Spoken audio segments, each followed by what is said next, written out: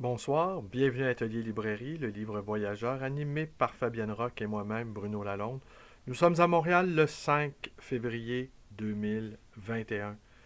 Tel que promis, je vais vous lire un petit passage tiré de Portrait en miroir de Jérôme Peignot, publié aux éditions Les Impressions Nouvelles. Et j'ai reçu aujourd'hui ceci, la revue Ligne de risque, à pas aveugle de par le monde, un numéro spécial consacré à l'auteur Leb Rockman. Alors, oui, j'ai parlé de C'est par Tout est accompli de Valentin Ray, François Méronis et Yannick Enel que j'ai été mis sur la piste de Rockman. Alors donc, j'ai commandé sur Internet ce livre-là, cette revue-là, ce livre-revue, en fait, c'est ça au fond. C'est comme ça qu'on appelle ça, un livre-revue. Et je vais m'empresser de lire, qui va me servir d'introduction à, à, à pas aveugle de par le monde. Il m'a coûté assez cher, il est difficile à trouver. Alors, voilà, c'est aussi ça.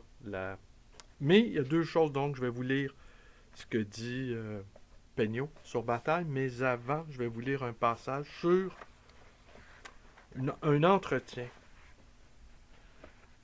Un entretien, les dernières pages en fait, qu'a donné Stéphane Knecht.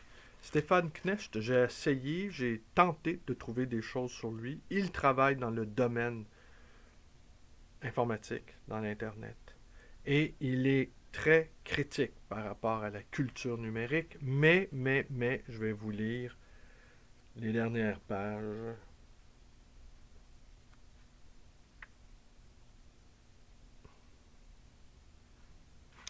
J'ai beaucoup de mal à avoir une vraie conversation lucide avec les gens. La plupart me disent, mais enfin Stéphane, pourquoi t'inquiètes-tu? Les livres que tu aimes, capables de décrypter notre situation, tu peux toujours te les procurer. Il n'y a plus aucune police politique, en tout cas dans nos pays.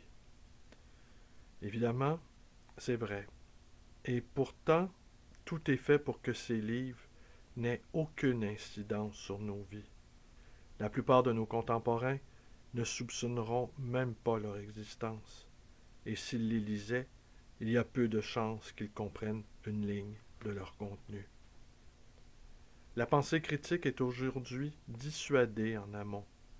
Dès lors, pourquoi la réprimer en aval? C'est contre ce mur-là que je me heurte. Le fait que je sache comment fonctionnent les procédures numériques me donne une avance dans la compréhension. Mais comment la partager avec le plus grand nombre? Je sais que ce n'est pas votre cas, mais il me reste quand même certaines convictions démocratiques.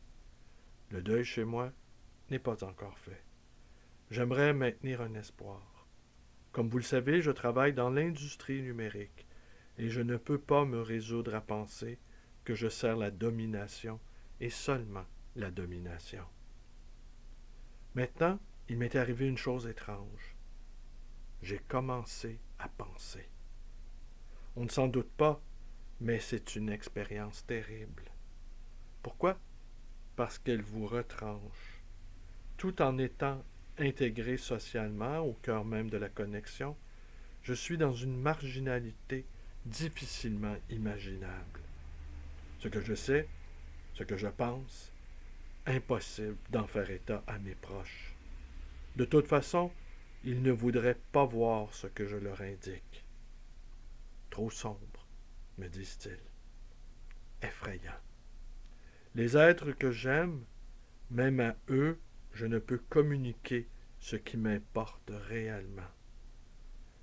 Désormais, assumer un vrai choix, autrement dit, se mettre sérieusement à penser et adopter une vie en rapport avec cela, conduit à une exclusion radicale. Comment composer avec le système?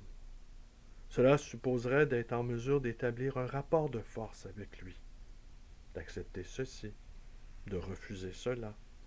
On n'est même pas sûr d'avoir cette marge. Il est vrai qu'il existe aussi un Internet profond qui échappe en partie au contrôle des oligarchies intégrées.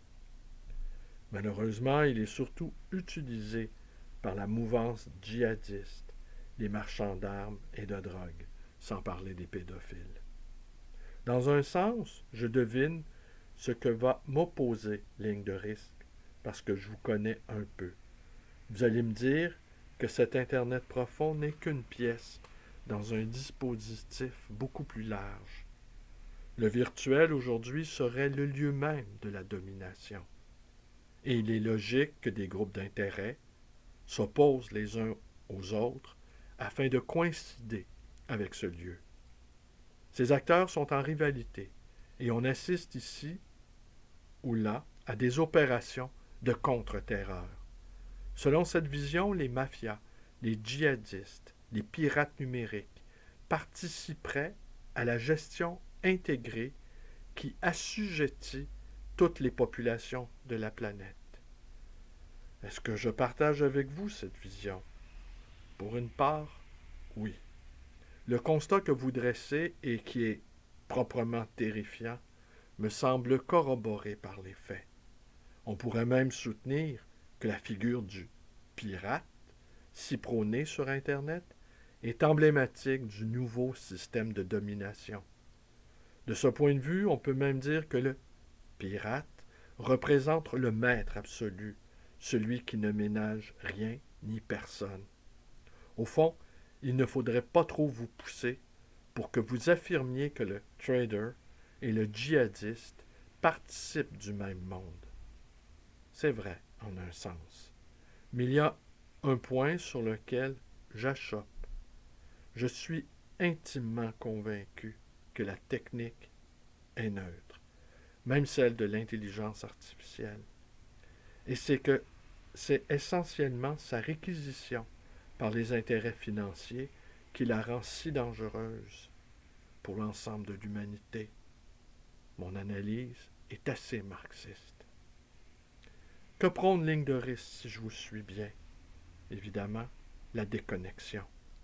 Mais cela me paraît juste d'autant que vous ne refusez pas d'utiliser les armes du virtuel pour contrecarrer votre propre neutralisation par le virtuel. Cette approche me paraît d'autant plus juste à la lumière de cette information. On sait en effet que les maîtres du monde, ceux qui dirigent le GAFA, les propriétaires de Google, Apple, Facebook, Amazon, placent leurs enfants dans des circuits éducatifs affranchis de toute connexion. L'assujettissement maximum au réseau demeure l'apanage de la classe moyenne. Les vrais riches ne se targuent pas de posséder un iPad ou un smartphone. N'importe qui aujourd'hui peut se procurer, même dans les banlieues, un objet technique performant. Ce qui est plus rare et ce à quoi aspire naturellement la richesse, c'est d'avoir un cerveau, c'est-à-dire une souveraineté. Vous constaterez comme moi que ce privilège est extrêmement peu répandu.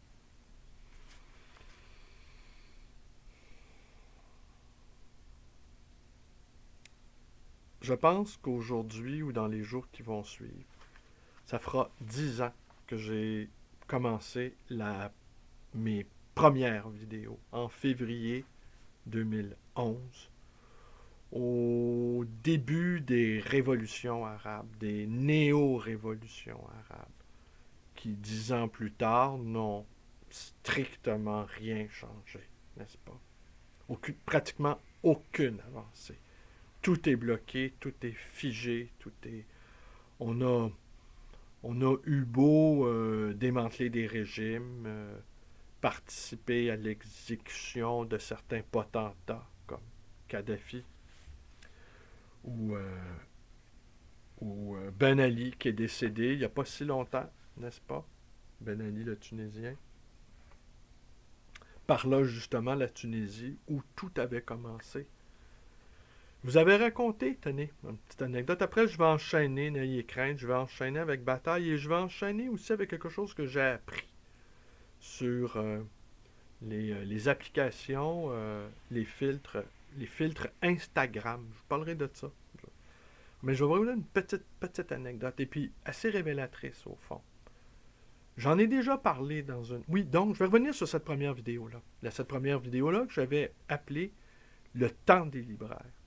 Ma prétention à l'époque, c'était de dire, d'annoncer prophétiquement que le temps des libraires était venu. Et comme le dit Jérôme, qui n'écoute sans doute pas mes vidéos, pour faire le métier de libraire aujourd'hui, il faut une gueule. C'est-à-dire, non pas juste de l'ouvrir, comme c'est mon cas, mais il faut une personnalité affirmée, une personnalité autre. Et que c'est la seule manière d'avoir un tout petit peu de succès, en tout cas du point de vue des affaires, et d'avoir une certaine notoriété, on va dire. Avoir une bouille, avoir une tronche, hein, n'est-ce pas? Je pense que j'ai la tronche. Alors donc, j'annonçais cela avec cet arrière-plan des révolutions arabes en ébullition, qui elles-mêmes annonçaient Occupons Wall Street à l'automne toujours de la même année. Grande année 2011, au fond. Grande année aussi. Grande année de Wikileaks. Wikileaks qui fait son apparition. Julian Assange, un héros des temps modernes, je ne crains pas de le dire, et l'exemple qu'on a fait avec Julian Assange.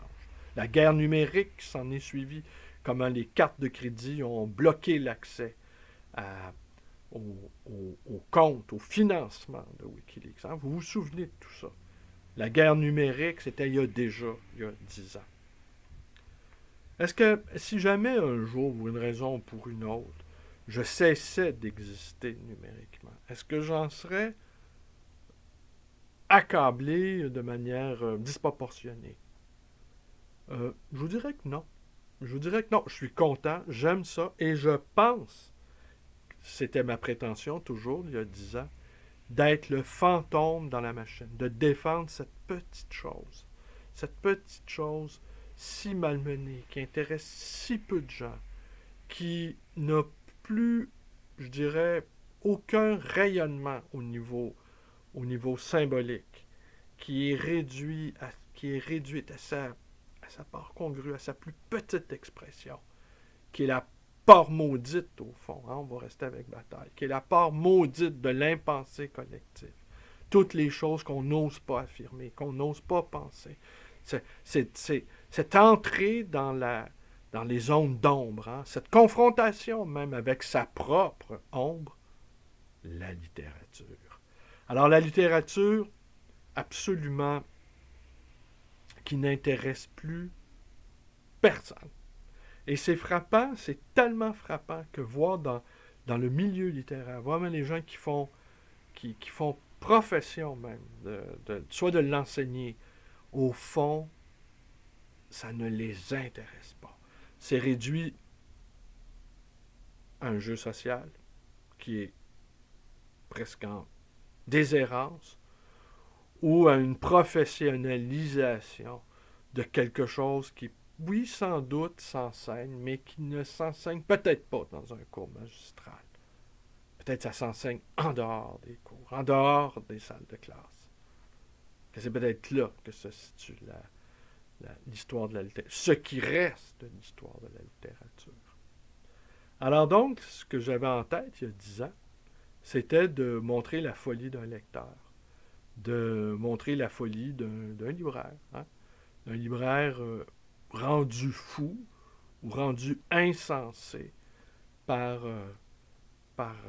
l'abondance de livres, par l'abondance de lectures. Et je suis très, très, très loin d'être un érudit, même de moins en moins de mémoire. Mon approche, elle est plutôt, sans le vouloir, là, évidemment, elle est plutôt de type deleuzienne, rhizomique. Hein. J'aime quand les choses se répandent, j'aime les lignes de fuite, j'aime les raccourcis, j'aime J'aime les endroits, les rapprochements incongrus, les choses qui ne tiennent pas ensemble. J'aime les raboudiner, puis essayer de créer quelque chose qui me procure un petit contentement. En espérant, même si on est quelques-uns, alors on est encore quelques-uns, on est le petit reste. C'est pour ça aussi que je ne cesse pas de dire à ceux qui s'intéressent encore à la littérature, tournez le dos à, à la culture de masse. Tournez le dos de manière radicale à cette tourne. Même si, parce qu'on n'a plus de conversation sur des sujets. Hein. Si vous observez les gens autour de vous, ils vont vous parler que des téléséries. Alors là, les gens vont s'échanger des informations. En fait, on ne peut pas parler d'informations. Vont s'échanger des impressions sur une télésérie. Où il y a quelques années, je me suis retrouvé avec des gens, il y a quelques années à peine, 4-5 ans, je me suis retrouvé avec des gens, et la seule chose dont les gens parlaient, c'était de leur relation virtuelle sur les réseaux, sur Facebook par exemple. Un tel l'avait bloqué, un tel avait refusé sa demande d'amitié, un tel avait réglé ses comptes avec un tel autre, et il y avait aucune possibilité. J'étais ressorti de cette soirée-là passablement accablé. Il n'y avait aucune possibilité de, d'entrer en relation directe avec la personne. On était entouré d'avatars fantomatiques. Nous étions environnés de fantômes. Et c'est ces fantômes-là qui interagissaient dans la pièce. Alors, il n'y avait plus de rapport direct sur qu'est-ce que tu penses, qu'est-ce que tu vibres, qu'est-ce qui te fait, qu'est-ce que tu ressens. Non, ce n'était que des affects négatifs de rejet ou d'attaque ou de... Mais tout ça par des personnes, je mets le terme de personnes entre guillemets, qui n'étaient pas dans la pièce. Alors c'était assez curieux de discuter avec une ombre finalement. Une ombre qui parlait de d'autres ombres. Et toutes ces ombres-là murmuraient ensemble et, et évoquaient un royaume assez sombre, assez maléfique au fond. Et je m'en étais retourné chez moi, poisseux, accablé. Je me disais, oh, si c'est maintenant ça, la relation qu'on puisse avoir les uns avec les autres, ce n'est qu'un jeu d'ombre, un théâtre d'ombre, où nous ne sommes entourés que de marionnettes. Ouais, vivement le confort, vivement le réconfort de la cellule tapissée de livres. Pour en revenir aux révolutions arabes, j'ai dû le raconter parce que c'est quelque chose qui m'a beaucoup marqué. Il m'était porté à Quéreur, toujours en mars 2011. Il m'était porté à Quéreur, d'une très très belle bibliothèque. Mais vraiment une très belle. Mais une bibliothèque très, très, très, très étrange, car tous les réfractaires, les délinquants, les dissidents, mais en littérature seulement, étaient présents sur les rayons de cette bibliothèque-là en grand nombre.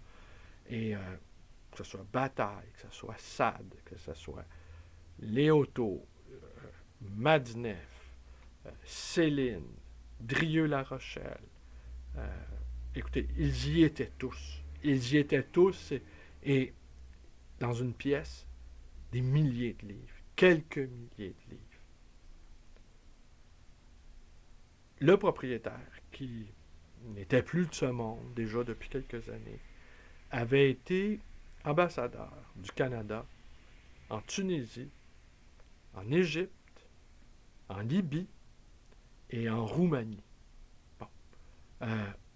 La Roumanie avait fait sa révolution en 89. Vous connaissez la suite. Ceausescu exécuté dans une forêt. Il est en fuite. Ils l'ont rattrapé. Ils lui ont fait son procès. Bingo, terminé. Lui et sa femme, Elena. Alors, ils ont été passés par les armes. Alors, toujours dans cette bibliothèque-là, On voyait l'ambassadeur du Canada serrant la main à Kadhafi. Une photo en noir et blanc, serrant la main à Kadhafi. Une autre avec Ben Ali. Et une autre avec Moubarak. Et une autre avec Ceausescu. Et c'était assez étrange de voir les photos à côté des œuvres complètes de bataille chez Gallimard. Et pendant que moi, j'étais éberlué par cet assemblage d'auteurs délinquants, eh bien, sa veuve me laissait choisir. En fait, j'ai pratiquement tout pris, hein, faut bien le dire.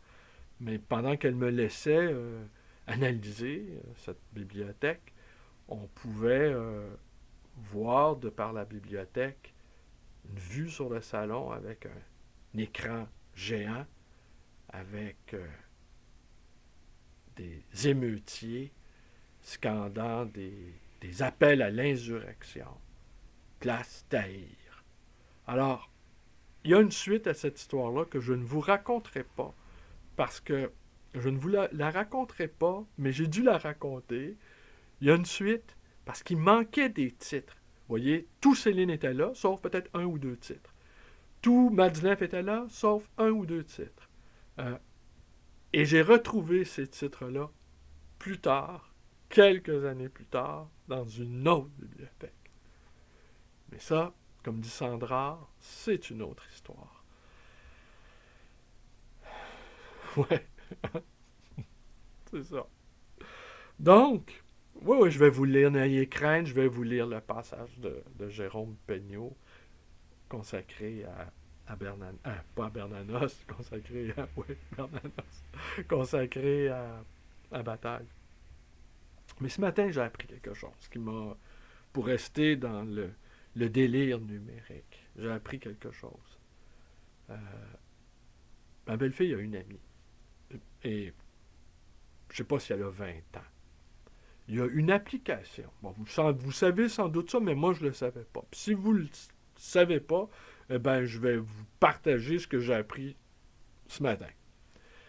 Il y a une application sur Instagram qui est très populaire chez les jeunes personnes, qui consiste à modifier les traits de son visage par un filtre qui fait que, bon, ben, si vous avez un nez trop proéminent, je donne ça comme exemple, eh bien, ce filtre-là va vous l'ajuster pour qu'il soit plus saillant dans votre visage. Ou des oreilles un peu trop décollées, eh bien, le fil va vous rapprocher les oreilles. Ou une bouche trop mince, le filtre va vous injecter, va rendre vos lèvres plus pulpeuses. Ça, c'est le premier mouvement. Premier mouvement, on se transforme virtuellement par le filtre. Mais, et c'est là que l'histoire devient inquiétante, c'est que ces jeunes personnes-là ne veulent pas qu'être transformées virtuellement. Elles veulent que leur visage, transformé virtuellement par le filtre, soit transformé pour correspondre à l'image, et elles ont recours à la chirurgie esthétique, la chirurgie plastique. Elles n'ont même pas 20 ans. Là. Et déjà, elles sont entrées dans cette chose-là qui est, à mon sens, assez inimaginable, qu'elles veulent elles veulent correspondre à leur avatar. Alors, elles travaillent souvent dans des emplois peu rémunérés, elles gardent toutes leurs économies pour pouvoir se refaire le nez, pour pouvoir correspondre à leur avatar. Alors, j'ai appris ça. Hein? La barbarie à visage Instagram. Hein? Pour reprendre un titre d'un assez mauvais livre, au fond. Hein? Je suis l'enfant naturel d'un couple diabolique, l'hitlérisme ou le stalinisme. Hein? Je pense que c'est l'insipide de ça. Pas sûr, mais bon. Voyez qui je veux dire. Hein? Ouais, qui lui-même aurait pu être le père du selfie autoproclamé. Alors, j'ai appris ça, ça m'a assez perturbé. Place à bataille maintenant. Ouais, je ne ferai pas une vidéo de 47 minutes, 50 minutes, encore une autre journée. Je pourrais vous faire une vue sur la librairie, mais là, ça commence à prendre forme. Hein, depuis 1 mois et demi, la librairie est fermée. C'est quand même incroyable, cette histoire-là de pandémie. Georges Bataille, tiré de Portrait en miroir de Jérôme Peignot. Il m'avait donné rendez-vous au bar du Montalembert, à côté de chez Gallimard. Ce qui me frappa dans tous les premiers instants, ce fut son aménité, cette sorte de tendresse qu'il me témoignait déjà. J'étais le neveu de Laure, il est vrai. J'eus honte d'avoir pu penser que cette attitude pouvait ne pas aller de soi. Elle allait de soi parce que justement elle s'expliquait par cette façon qu'il avait eu de vivre l'amour, tout l'amour dont il était capable. Je m'étais levé à son arrivée. Il choisit la banquette et de la main en tapotant sur la moleskine, m'enjoignit de m'asseoir à côté de lui. À l'idée qu'il s'agissait de l'homme de la vie de Laure, tout à coup, j'en fus foudroyé. Comment se pouvait-il que je fusse en train de vivre une telle rencontre? Mais il faut reprendre son calme et vous dire comment il était physiquement. Un homme élégant, sans affectation, vêtu d'un costume sombre, d'une cravate sombre, elle aussi. Et ses traits, on eût dit qu'il s'effaçait. Oui, c'est ça. Il était si pur qu'il s'effaçait.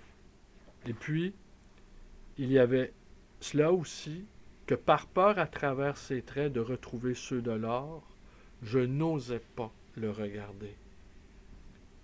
Nous nous étions toujours pas entretenus de ce qui avait motivé notre rencontre, à savoir la publication des écrits de ma tante Laure, quand tout à coup je dus me rendre à l'évidence.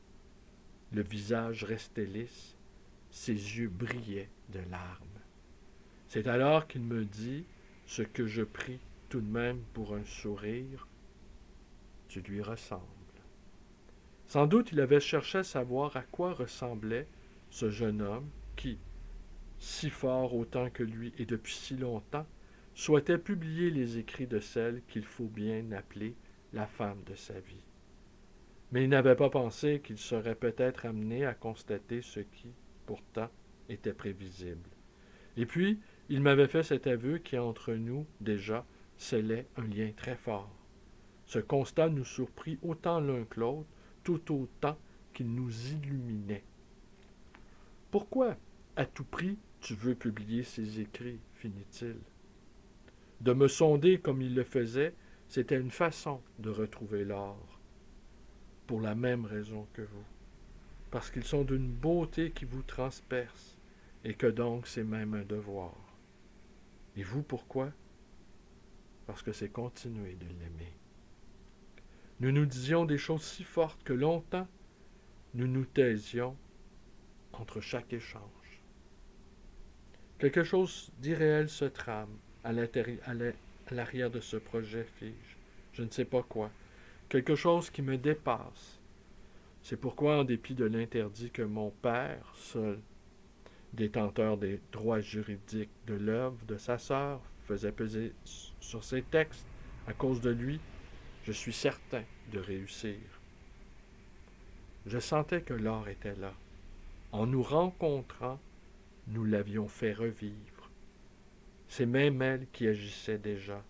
Si de son vivant, elle n'avait rien fait pour publier ce qu'elle écrivait, c'est donc pour que ce soit moi qui le fasse. Georges et moi, nous n'avions plus rien à nous dire. Et parce que nous étions là, tous les trois, nous ne pouvions plus nous quitter. Combien de temps sommes-nous restés dans l'endroit? Je n'en sais rien, et pas plus non plus comment nous sommes parvenus à le quitter. Bataille vivait à Orléans et y était malade. Il est mort peu après cette rencontre. Invité à Vezelay par le grand architecte Antoine Debré, sachant que Bataille y avait une maison, avait été enterré dans le vieux cimetière en contrebas de la basilique, je m'y rendis. Sans que je parvienne à me l'expliquer, il le fallait absolument. Il y a comme cela des morts qui nous attendent.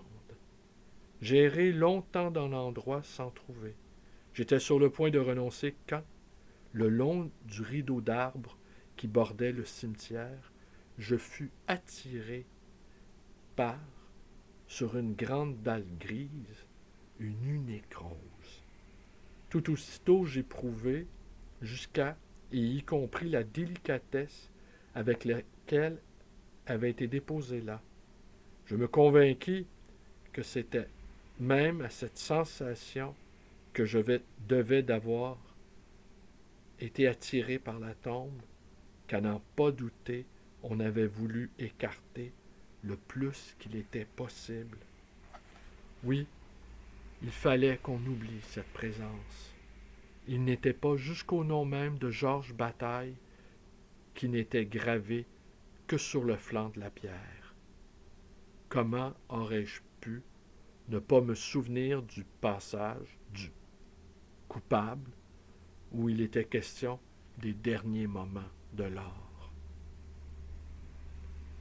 Pendant l'agonie de l'or, je trouvai dans le jardin alors délabré, au milieu des feuilles mortes et des plantes flétries, une des plus jolies fleurs que j'ai jamais vues, une rose couleur d'automne, à peine ouverte. Malgré mon égarement, je l'accueillis et la portai à l'or.